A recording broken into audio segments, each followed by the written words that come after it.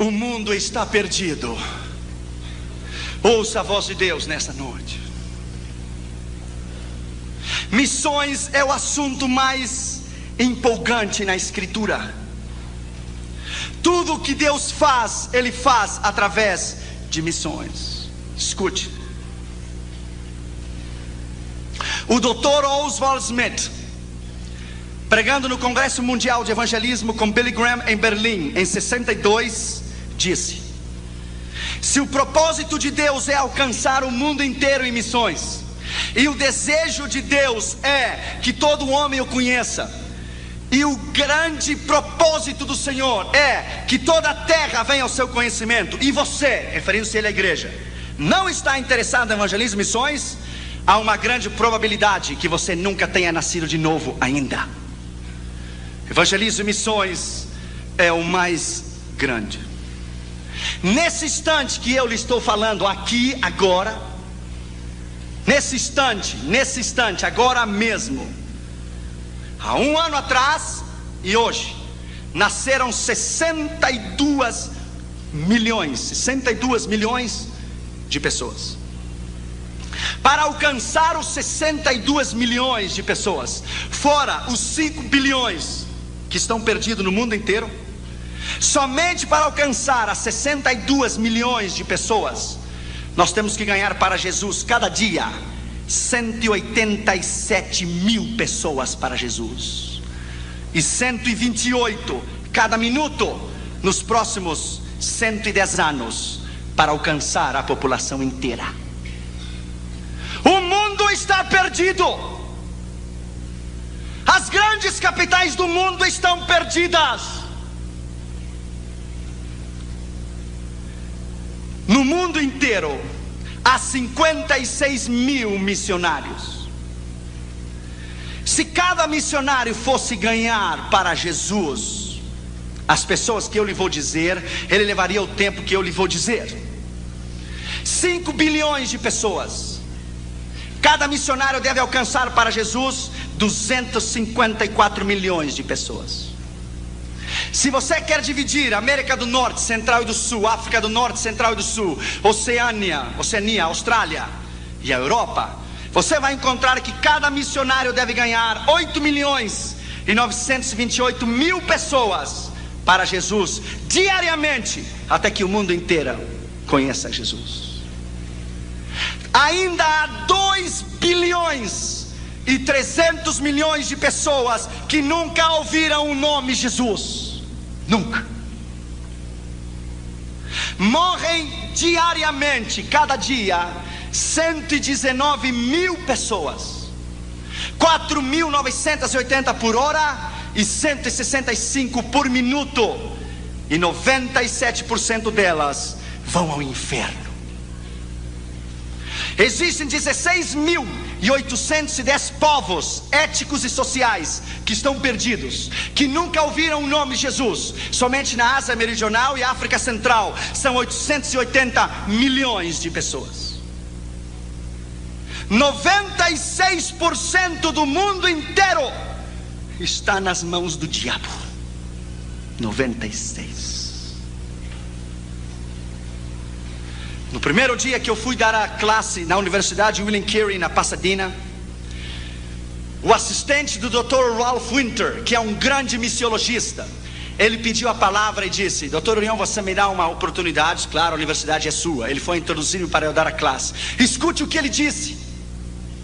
Ele disse, ele é um americano com o cabelo loiro e os olhos azuis, e ele disse para toda a classe: eu estava orando, disse ele, eu estava orando, e eu disse ao Senhor: como alcançaremos o mundo inteiro? E o Senhor lhe disse: nós quem? E ele disse: nós, os americanos. E Deus lhe disse: sua oração é egoísta, para de orar porque eu não vou ouvi-la. Ele disse: Senhor, você sabe que o mundo não pode ser alcançado sem nós. Deus disse: sim pode ser. E Deus disse a ele: o seu tempo terminou. Ele disse: Senhor, é impossível. Deus lhe disse 2 vezes: o seu tempo terminou. Olhe para os hispanos dos Estados Unidos e da América Latina. Ore e olhe para os hispanos em todos os Estados Unidos e América Latina e o mundo inteiro, incluindo o Brasil da fala portuguesa. Veja toda a América Latina, porque não são vocês que terminarão a tarefa da grande comissão mundial, são os hispanos e os da fala portuguesa que alcançarão este mundo para mim. Eles terminarão a tarefa da grande comissão mundial. Sabe quem são? É você e sou eu. São os hispanos dos Estados Unidos e da América Latina. A América Latina está em chamas.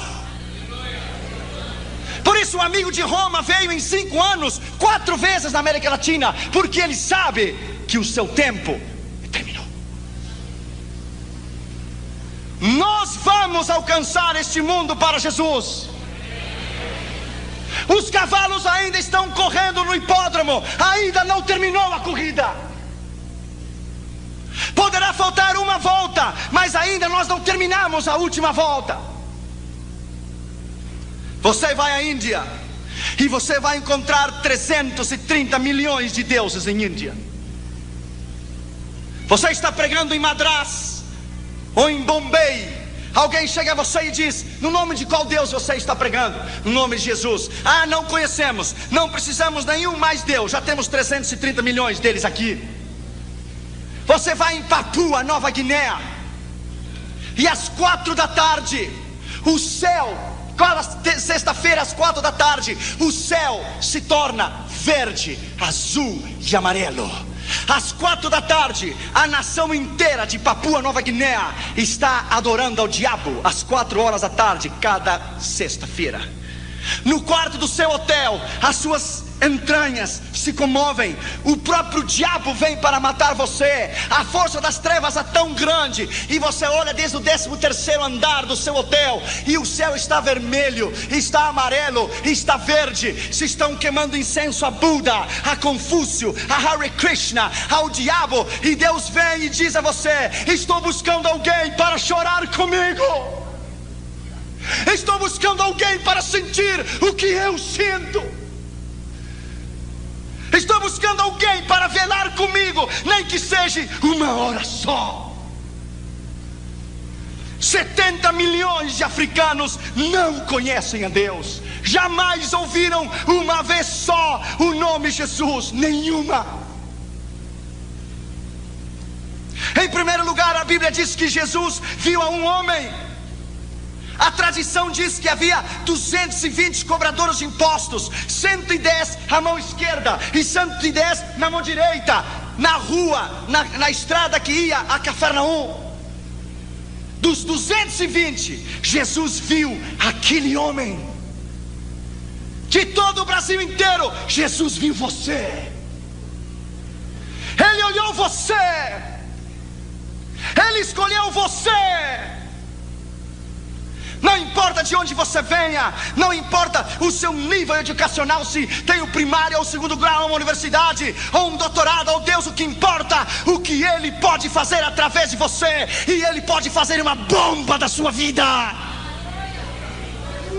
Quando Deus me chamou ao ministério, alguns pastores do Rio Grande do Sul olharam para mim: que evangelismo mundial? Tu? Deus só usa os olhos azuis e o pelo loiro, está lá na América do Norte. Então eu era mais fraco, claro, agora a cubana me tem tratado melhor. Mas antes eu era tão fraco que quando o meu pijama tinha uma linha só, e se eu ia saltar a vara dizia para mim: chegou a minha vez de saltar.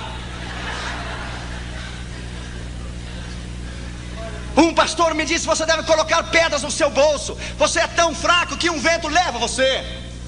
Ainda eles estão lá no seu tradicionalismo. Colocaram a Deus dentro de uma caixa de sapato,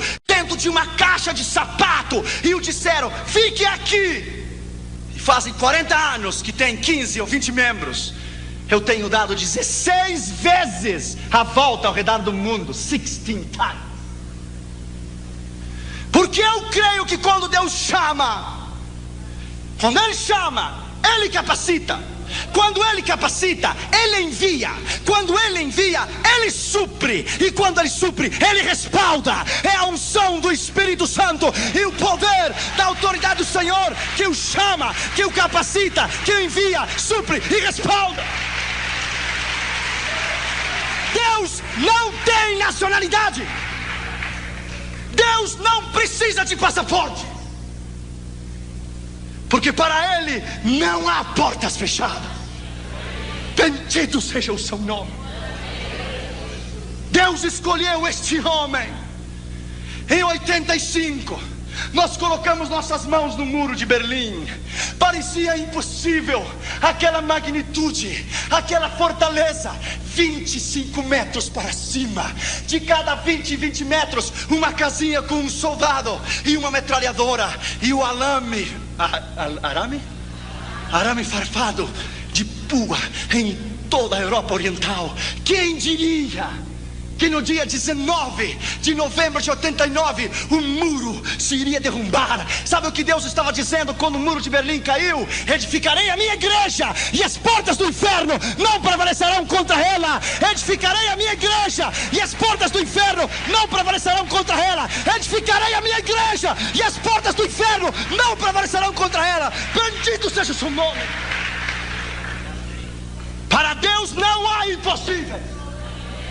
Ele não conhece derrotas. Jesus viu aquele homem. Lembro-me quando eu estava no Japão. Uns rapazes da Jokun ficaram comigo e fomos num templo budista.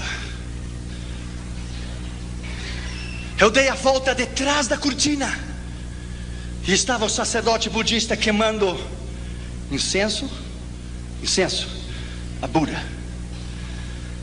E eu lhe disse: posso falar contigo? Ele disse: oh, you are in a holy place. Você está em um lugar santo. Ele disse: que é holy place? Nothing. Holy place, nada holy place. Eu olhei para ele e disse: quantos anos faz que você queima incenso a Buda? 18. E nesses 18 anos ele abriu os olhos e viu você. I don't think so. Eu não creio. Então você tem um Deus cego. Perhaps, talvez. Nesses 18 anos ele estendeu a sua mão para você e ele lhe deu a mão. Oh, I don't know. Não creio. Então você tem um Deus manco também. Manco se diz? Nesses 18 anos ele abraçou você. Ele caminhou até onde você está e lhe deu um abraço? Não. Então tem um Deus paralítico também. Nesses 18 anos ele ouviu você falar? Não. Então tem um Deus surdo também. Então enfim você tem um Deus surdo, cego, paralítico, manco. Eu olhei para ele e disse: mas eu vou lhe apresentar a um Deus aqui e agora, que cura os cegos, que faz caminhar os paralíticos. Um Deus que ouve a oração. O seu nome é Jesus. 20 minutos depois, as lágrimas caíam pela sua face. Começou a tirar aquela indumentária, jogou na cara de Buda, disse: eu não preciso mais de você, você é um velho, gordo e feio. I have Jesus in my heart. Eu tenho a Jesus no meu coração. Eu não mais preciso de você. Somente basta você pregar. A palavra é poder. A palavra é poder. Basta você dizer: Jesus te ama. It is power. Jesus viu aquele homem. Jesus viu você. Escute. Em uma relação sexual de um homem e uma mulher, o esposo e a esposa, quando ele atinge o clímax e ele ejacula, ele libera 680 milhões de espermas. Esses 680 milhões de espermas, ele caminha pela uretra. Ele caminha por dentro da vagina, pela uretra, até chegar ao útero. Ele caminha 9 centímetros. São 680 milhões de espermas. O tamanho de 680 milhões de espermas são 8 quilômetros de crianças. 680 milhões de crianças empilhadas 11 vezes uma em cima da outra. Quando seu pai teve relação sexual com a sua mãe, e quando ele ejaculou, os 650 milhões de espermas que saíram de seu pai, Deus olhou você. E quando ele o viu, ele colocou os olhos em você. E todos correram para o útero da sua mãe. E todos deram, alguns morreram ao caminho. E todos deram com ímpeto para entrar no óvulo. E quando Deus viu você, Ele lhe disse: corra, campeão, corra, eu tenho um plano com a sua vida. Corra, eu amo você. Quando você estava dando para entrar no óvulo de sua mãe, Deus veio em você e disse: precisa de uma mãozinha? Entra, eu tenho que usar você. Entre, eu preciso de você. Você é o meu escolhido, eu quero usar você. You are mine, você é meu. Yes, you are mine. Por isso você está aqui. Deus somente matou os quase 650 milhões de crianças para que você vivesse. E você ainda pergunta: será que Deus me ama? Deus tem um plano contigo. Segundo lugar, ele estava sentado no banco dos tributos públicos. Esse homem tinha uma posição, lugar onde se cobravam os impostos. Ele tinha uma posição, ele era um homem importante. Lembro-me quando Deus me chamou. Há 15 anos atrás eu passei por Belo Horizonte. Eu vim sozinho do Rio Grande do Sul. Cheguei aqui na rodoviária, coloquei a minha malinha nas costas e caminhei da rodoviária até a rua Carijós, ou Tapajós, Tamoiós, something like this. É Os, é por aqui. E vim a Jocum. Há 15 anos atrás eu comi aquele sopão da Jocum. Era tanta graxa que quando você virava o prato para baixo não caía a sopa, porque estava pegada em um prato, não podia cair. Aqui na Jocum me deram uma picareta, um pico para fazer um poço, e as minhas mãos ficaram cheias de calhos. Eu lembro que depois choveu, começou a encher de água o poço. Eu comecei a chorar. Pensei em voltar e ouvir a voz de Deus que me disse: eu não uso crianças, eu só uso homens e mulheres preparados. Não chore, porque eu vou levar você tão longe que lá não há mamá nem papá.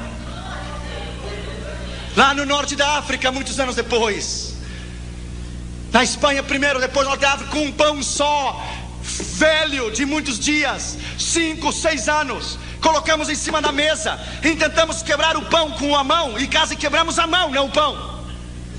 Então eu tirei o sapato e quebrei, e as migalhas caíram por toda a mesa. E começamos a tomar as migalhas, e as migalhas se misturaram com as lágrimas. E Deus vem a você e diz: smile, sorria, Jesus te ama. Assim eu queria vê-lo. Aqui não há mamãe nem papá, não tem ninguém. Você está só. Bem-vindo à minha escola do discipulado pessoal. Eu vou tomar você como uma massa de pastel e vou prepará-lo. Você é barro e eu sou o alfareiro em suas mãos, e eu vou preparar você do jeito que eu quero. Oh, my friend, naquela prisão em 85 em Moscou, eles queriam os endereços, os contatos. Deixa eu lhe dizer, my friend, é um outro nível, é completamente diferente. Deixa eu lhe dizer, my friend, é um outro nível, é completamente diferente. Deixa eu lhe dizer, nós entramos, my friend, quando a KGB nos tomou na fronteira de Bratislava, Tchecoslováquia e União Soviética, e nos devolveram a Moscou.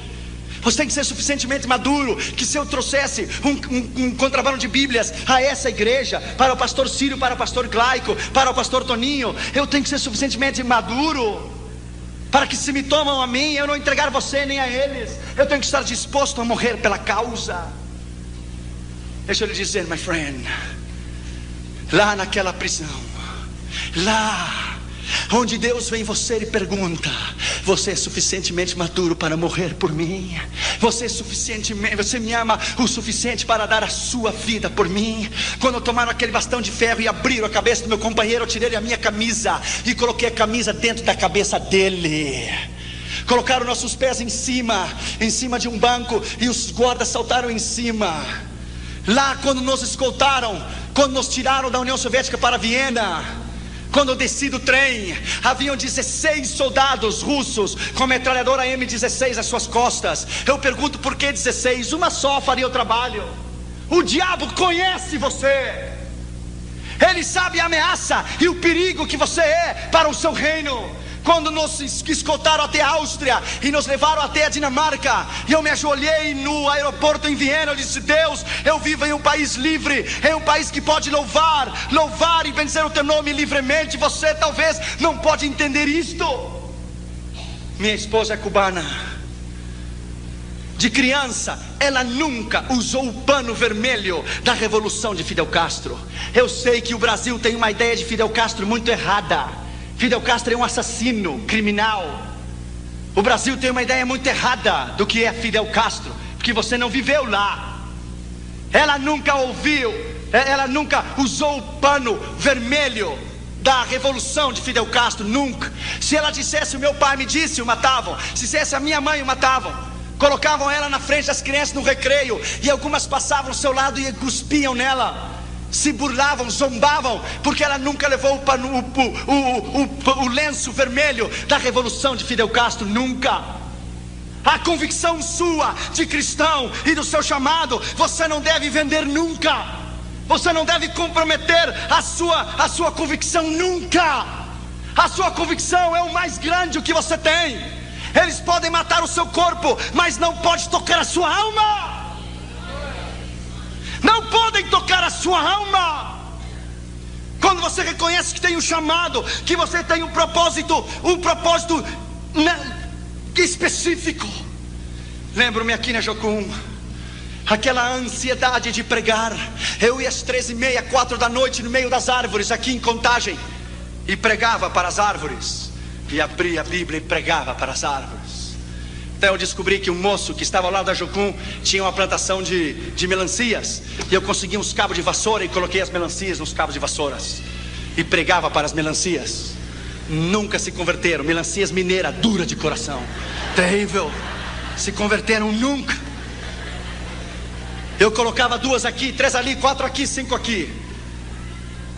Quando eu preguei na maior igreja do mundo, na igreja de Poyang-chon, na Coreia do Sul, na convenção de todo o continente da Ásia, dos jovens das Assembleias de Deus, sabe quantas pessoas haviam aquela manhã? 560 mil pessoas. 500 mil de pessoas. 55 mil diáconos distribuindo a Santa Ceia. 45 mil diaconisas recebendo as pessoas na entrada da igreja. Quando eu preguei aquela manhã e me sentei no banco, Deus vem a você com o Espírito Santo e diz: escute, Josué, das melancias eu trouxe você, das melancias, a maior igreja do mundo. Fui fiel ou não fui? Você cumpriu comigo, eu cumpro contigo. Eu fui fiel, você foi fiel, eu sou fiel. Deus não falha. Quando você dar a sua vida, quando você der a sua vida e o seu coração incondicionalmente 100%, e o seu coração, porque cristãos normais Deus não pode usar, são normais. Deus só usa ameaças, ousados, intrépidos, valentes, homens e mulheres que não se rendem por nada. Os covardes ficam em casa olhando televisão e comendo pipoca. Homens e mulheres de Deus, que o mundo não é digno de eles ter pisado este chão. Homens e mulheres de Deus que hoje são mártires pela igreja. Pastores cubanos que até hoje, pastores batistas, são fuzilados por Fidel Castro e colocam uma venda nos seus olhos e morrem dizendo: abaixo o comunismo, louvado seja o nome de Jesus para sempre, aleluia. Talvez você não pode entender, porque o que os olhos não vê, o coração não sente. você tivesse estado comigo em 93, na União Soviética, você tivesse estado lá. Uma senhora, pastor Glaico, nós levamos 16 mil Bíblias, e quando demos uma Bíblia para uma irmã, ela tomou aquela Bíblia, ele olhou para ela, abriu, começou a beijá-la e disse: é minha, é minha, é minha. E começou a olhar para ela e disse: faz 42 anos Stalin me tirou. Stalin me tirou a única que eu tinha. Ela é minha, ela é minha. E colocou no seu peito e começou a abraçá-la, abraçá-la. Se ajoelhou e chorava e dizia: é minha, é minha, é minha, é minha. E olhou para mim e disse: filho, não me dê dinheiro, não me dê roupa, não me dê nada. Eu quero Deus, quero Deus, me dá Deus. Eu quero Deus, me dá Deus, eu quero Deus. Por favor, me dá Deus. Talvez você não pode entender, porque você vive num país livre. Talvez você não pode entender o que é a China comunista ter uma Bíblia para cada 69 igrejas. Na Igreja Batista Central de Pequim há uma Bíblia enorme com uma corrente no meio da Igreja Batista Central em Pequim. Os irmãos colocam o seu nome no blackboard, no quadro negro, 2 anos antes, o nome, o dia e a hora que eles querem ler um salmo. E cada dia e cada noite é uma fila enorme, e lá uma Bíblia só, e os irmãos chineses estão um atrás do outro, chorando na expectativa de ter uma oportunidade para ler a Bíblia. Então um rapaz lê Salmo 125, 126, e ele está vendo que a vista pulou para o 126 e diz: moço, faz 2 anos que eu estou esperando para ler o 126. Por favor, se você quer ter oportunidade, espere 3 anos e meio de novo e se coloque na linha. Agora é o meu tempo. Talvez você não pode entender. Você não pode entender o que é Bangkok, Tailândia, um campo de refugiados. Eu era solteiro, não era casado, não tinha Catri Júnior. Crianças, 4.000 crianças no campo de refugiado de World Vision, visão mundial. 4.000 crianças sem teto, sem chão, no meio do barro, como porquinhos. Levantavam as suas mãos e diziam: papai, papai, tenho fome, tenho fome. 4.000 crianças refugiadas da guerra de Vietnã e do Camboja e de Laos. Talvez você não pode entender. Claro que não pode entender, porque você não viu. O mundo não pode entender, porque você não viu. O mundo perdido. Deus precisa de você. Você é importante. Terceiro lugar, esse homem se chamava Mateus. Coloque o seu nome ali, coloque o seu nome ali. Se chamava Josué, se chamava Toninho, se chamava Glaico, se chamava Ciro. Coloque o seu nome lá. Você é muito importante. David Brenner, o grande missionário enviado aos índios de pele vermelhas no rio Delaware, no oeste dos Estados Unidos, dizia: Deus, eu me regozijo na minha necessidade de comer e de vestir, contanto que você me dê alma, viverei. John Knox, o reformador da Escócia, dizia: Deus, dá-me as almas da Escócia ou eu vou morrer. Zerdorf, o grande missionário alemão, dizia: Deus, a ti te entrego a minha esposa e os meus filhos, me dá almas, porque sem almas eu não posso viver. Qual é a sua meta na sua vida? Qual é o mais importante na sua vida? Lembro-me que eu estava em Istambul, na Turquia. Fomos a um curso de como evangelizar os muçulmanos. Escute, a maior mesquita do mundo se chama Blue Mosque, a mesquita azul. Eu vi com os meus olhos 50.000 muçulmanos dobrar-se diante de Allah. 50,000. Quando terminou a convenção, eu me sentei na calçada e comecei a chorar e disse: Deus, quem virá aqui para ganhá-los? Quem tomará o tempo para estudar a missão transcultural, para vir aprender o idioma? Quem? E quando eu tomei um ônibus para regressar ao hotel, um moço muçulmano se sentou no meu lado, mais rápido que uma bala. Foi a primeira vez que alguém ganhou de mim. Ele olhou para mim e me disse: I want to invite you to convert to Islam. Quero convidar você para converter ao islamismo. Eu levei um choque. Eu ia abrir a minha boca e dizer: eu quero convidar você para entregar seu coração a Jesus. Ele me ganhou. E ele disse: ok, that's fine, está bem. I want to invite you to receive Jesus. Quero convidar você para receber a Jesus. Ele disse: parece que vão nos evangelizar os dois. Eu disse: ok, você fala primeiro, depois eu. Você me evangeliza primeiro, depois eu. E ele tomou 45 minutos e falou sobre a fé dos muçulmanos, os 5 pilares: Buda, Mahoma, quero dizer Maomé, todos os 5 pilares. Quando ele terminou, ele disse: tudo bem, eu vou lhe fazer 3 perguntas, e se você me responde as 3 perguntas como eu quero, eu me converto aqui e agora ao Islã, e eu mudo meu nome para Muhammad Ali. E ele disse: ok. Eu disse: primeiro, eu quero que ele possa perdoar os meus pecados. Pecados? Pecados não existem. Primeiro, teu Deus não serve. Segundo, quero que Maomé possa dar-me o poder do Espírito Santo. Espírito Santo? Nunca tenho ouvido que é Espírito Santo. Imagina se há crentes evangélicos que não sabem do Espírito Santo. Os muçulmanos vão saber se é Espírito Santo. Segundo, teu Deus não serve. Terceiro, quero que ele possa dar-me vida eterna. Vida eterna? Não existe vida eterna. Terceiro, teu Deus não serve. Para eu lhe dar o tiro de graça, ele disse: ok, se eu vou contigo a Meca, na Arábia Saudita, os ossos de Maomé estão lá. Oh não, ele ressuscitou. Não, ele não ressuscitou, ele está lá. E ele desceu, não subiu. Ele está no inferno, porque ele teve a oportunidade de receber a Jesus e não quis.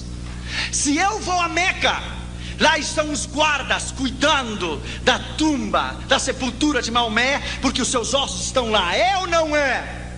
Não é. Ele está lá. Mas a diferença entre você e eu é essa: que eu vou a Meca e Maomé está lá. Mas se você vem comigo a Jerusalém, e se você vem comigo à tumba de Jesus, ele não está lá, porque a sua tumba está vazia, porque ele ressuscitou dos mortos. Yes! Bendito seja o seu nome. Ele se levantou dos mortos. Ele não está lá. Essa é a diferença. Então ele começou a chorar. Ele disse: well, there is no God like Jesus. Não há Deus como Jesus. Well, my friend, there is no God. Não há Deus como Jesus. Deixa eu lhe dizer, my friend, a paixão pelas almas é a coisa mais grande que você possa ter na sua vida. Ele é mais que universidade, ele é mais que um título, ele é mais que uma posição, ele é mais do que qualquer coisa. Você respira, você vive. Durante o dia você pensa em Jesus, durante a noite você sonha com Ele. Ele é o mais importante na sua vida. O chamado deve consumir você. Essas estatísticas às vezes não me deixam dormir. Elas devem consumir você. Quarto lugar, Jesus disse a ele: segue-me. Jesus não disse qual será o seu salário. Jesus não disse a ele qual seriam as suas retribuições. Ele disse: segue-me. Na Holanda, em 1983, na convenção de Billy Graham, dos evangelistas, era às 9 horas da manhã. Eu estava tomando o metrô para ir escutar a Billy Graham pregar pela manhã. Passou um jovem na estação de trem central do Amsterdã. Um jovem punk, sabe o que é o punk? Com o cabelo para cima assim, vermelho, amarelo, azul, assim para cima, e cheio de manopla na mão. E ele tinha uma camiseta. Sabe o que dizia aquela camiseta? I born to go to hell. Eu nasci para ir ao inferno. Eu levei um choque quando eu vi ele. Eu parei ele no meio da rua e disse: um momento, jovem, you didn't born to go to hell. Você não nasceu para ir ao inferno, você nasceu para ir ao céu. Oh, claro, você me fala assim pela sua gravata e o seu traje. Se esse é o problema, não tem problema. Tirei o traje e a gravata e coloquei na praça, no chão, e me sentei com ele e disse: eu quero tomar o meu tempo contigo. Ele disse: não se interesse comigo, eu sou um lixo. Eu disse: ninguém é lixo para Jesus. Isso é mentira. Jesus ama como você é. Comecei a falar com ele. Ele tinha um ódio tão grande pela mãe dele. A mãe dele havia tido ele havia nascido na prostituição. A Holanda é terrível. A zona vermelha na Holanda, as mulheres estão nuas dentro de uma caixa de vidro e o preço da prostituição está em cima. É horrível. A mãe dele o teve na prostituição. Ele nunca conheceu o pai dele. Ele experimentou todas as drogas que você tem ideia, todas as experiências sexuais que você tem ideia. O ódio, que a raiz de ressentimento que ele tinha era tão grande, que o Senhor começou a trabalhar no coração dele. Pá, pá, pá. Eu disse, eu me interesso por você. Se ninguém se interessa por você, eu me interesso por ti. Jesus te ama e eu também. Ele olhou os meus olhos e disse, ninguém faz 18 anos que me diz que me ama. Eu disse, I love you, my friend. I love you because he died for you on the cross. Ele morreu na cruz por você e eu amo você. Só bastou uma palavra, eu amo você, e Deus rompeu, quebrou, pá! E o coração dele se desmoronou. Ele abriu o coração. Ele se colocou de joelho no meio da praça e começou a tremer e dizia, Jesus, Jesus, Jesus, Jesus, Jesus. Ele abriu o coração. Ele se colocou de joelho no meio da praça e começou a tremer e dizia, Jesus, Jesus, Jesus, Jesus, Jesus. Jesus, Jesus, Jesus, Jesus, Jesus. Uma alma só. Há pregadores que são para estádios. Uma alma é tão importante como um estádio inteiro. A mim me dá igual pregar 50 mil, ou a meio milhão, ou a 100 mil. Ou agora no Chile, que fomos recebidos pelo presidente da nação, fomos recebidos pelo gabinete do presidente. Talvez outro dia eu te direi o que foi. A mim me dá igual pregar em um estádio, pregar uma pessoa, a um mendigo. A palavra é igual, o poder é igual, o sangue de Jesus é igual, o seu sacrifício é igual. Aquele jovem se quebrantou o seu coração, tomou a minha mão, começou a chorar e fez a oração do pecador. E eu disse para ele, Jesus veio a salvar e buscar o que se havia perdido. Então ele começou a tirar aquela camisa. E eu disse, espera, moço, você vai para casa sem camisa? E ele disse, claro, como é que eu vou seguir com essa coisa escrita, nasci para o inferno? Tirou a camisa e colocou no lixo e disse, vou para casa sem camisa, mas com Jesus dentro do meu coração. Aleluia, abençoado seja o nome de Jesus. Uma alma é mais importante que o mundo inteiro. Quinto lugar e último lugar, ele se levantou e o seguiu. Ele não fez pergunta nenhuma. Ele não disse qual será o meu salário. Ele não disse o que eu vou receber quando eu lhe seguir. Ele se levantou e seguiu. Um dos grandes problemas que estamos enfrentando hoje é o problema da convicção no chamado. É o problema da dúvida, que se somos chamados ou não. É o problema do medo. Será que Deus vai suprir ou não? Claro que Ele vai suprir. Ele é o Deus do céu, da terra. Ele é o céu, Ele é o Deus do universo inteiro. Quando Ele chamar você essa noite, Ele vai capacitá-lo. Ele vai chamá-lo, capacitá-lo, enviá-lo. Vai suprir e vai respaldar a sua vida e o seu ministério. Deixa eu terminar com isso nessa noite. Acabamos de estar no Chile agora, em abril de 96. Eu fui a essa campanha no Chile como se fosse qualquer uma outra campanha. Oramos, jejuamos. Dentro do meu avião eu sabia que alguma coisa diferente ia acontecer no Chile. Quando o avião chegou em Santiago, de Miami a Santiago, eu me emocionei muito. Eu chorei. Talvez da mesma maneira quando cada vez que eu chego no Brasil eu levanto a bandeira para cima. A emoção é muita regressar à minha pátria. Quando fomos para a campanha de segunda a quarta, era no auditório da Escola de Evangelismo e Missões. Vieram 450 pastores de todo o Chile, desde Punta Arenas até Arica, de toda a nação. A cruzada chegou aos ouvidos dos políticos e chegou ao gabinete do presidente o que estava sucedendo. Na quinta-feira pela manhã, eu fui recebido no Congresso Nacional Chileno. Falei aos senadores e deputados, me deram a medalha do Congresso, The Congressional Medal, que é o maior reconhecimento que um pregador estrangeiro pode receber. Quando me deram o Congressional Medal, eu fui recebido como filho ilustre da nação chilena. Eu nunca mais, o brasileiro não precisa, mas os americanos jamais precisam de visto para ir ao Chile, por um decreto-lei do gabinete da presidência do Chile. Em 125 anos de história, Ninguém evangélico havia sido reconhecido ou recebido pela presidência. Isso foi na quinta que me deram a medalha do Congresso. Na sexta-feira nós tivemos 20 mil pessoas no estádio da Quinta Vergara. Então os políticos começaram a vir e começaram a entregar o seu coração a Jesus. A televisão, Canal 24 Nacional do Chile, eles não tinham sido convidados para ir à cruzada, eles souberam e foram por eles mesmos. Escute o que Deus fez. Deus é grande. Colocaram o nome de Jesus numa linha, num arame assim, de ponta a ponta, e colocaram o nome de Jesus enorme num isopor. Jesus, enorme.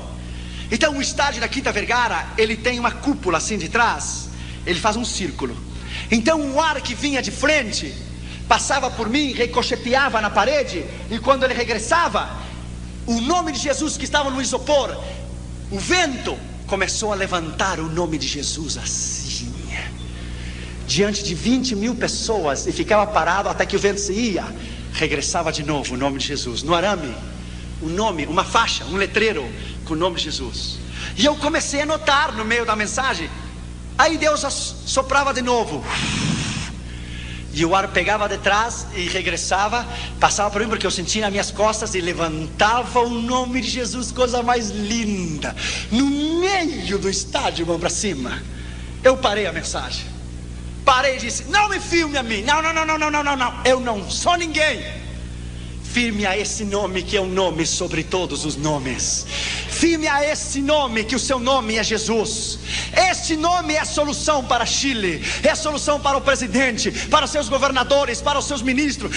Esse nome transformará a nação chilena. O rapaz que estava filmando levou um choque. Ele começou a olhar, filmando, esqueceu que estava filmando, colocou a câmera no chão, começou a chorar, deu a volta atrás da câmera, se ajoelhou, e a câmera dele própria filmou ele recebendo a Jesus via satélite a toda a nação chilena. O camarógrafo do Canal 24 do Chile inteiro. Isso é o que Deus faz, escute bem. Na terça-feira, no Palácio de Belas Artes, quando eu fui recebido com visita ilustre, me deram uma placa de prata. O Dr. Josué Erião Visita, e filho ilustre da nação chilena, deixa ele dizer. E me deram um livro para eu escrever neste livro, onde havia escrito George Bush, Ronald Reagan, os reis da Espanha, os reis da Inglaterra, e Margaret Thatcher e Gorbachev. Quando eu tomei aquele lápis, aquela caneta para escrever naquele livro, todas as minhas memórias de 15 anos atrás voltaram à minha mente. Vieram à minha mente a mala pesada da rodoviária de Belo Horizonte até a Tapajós, Tamoiós, eu não sei, ali que pegava para ir a Contagem. Veio o sopão da Jocum, veio o pão velho na Espanha e no norte de África, veio o problema de Moscou, veio tudo em minha mente, veio rápido em um flash, vieram as melancias, veio tudo em minha mente. Eu tomei aquele lápis e entre lágrimas disse: Deus, quem sou eu? Ninguém.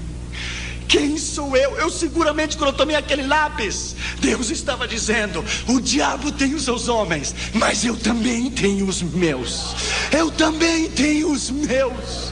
E tomei aquele livro chamado Livro de Ouro e coloquei: eu dedico toda esta honra, a medalha do Congresso, a medalha de prata, a placa de prata, eu dedico àquele que nasceu, viveu, morreu, ressuscitou. A Ele, Jesus, digno de honra, glória, louvor, sabedoria, ciência, magnificência e poder. Eu dedico a Ele toda essa honra e glória e poder.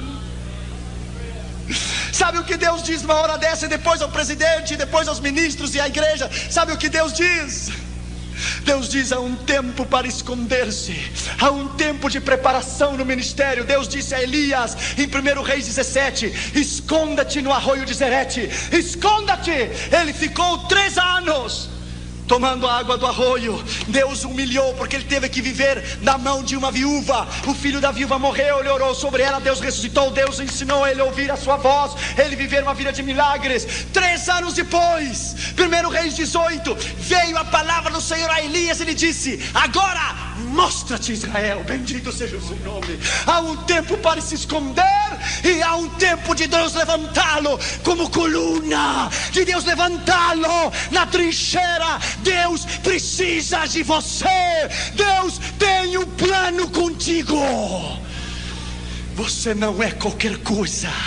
Você é o melhor que Deus tem.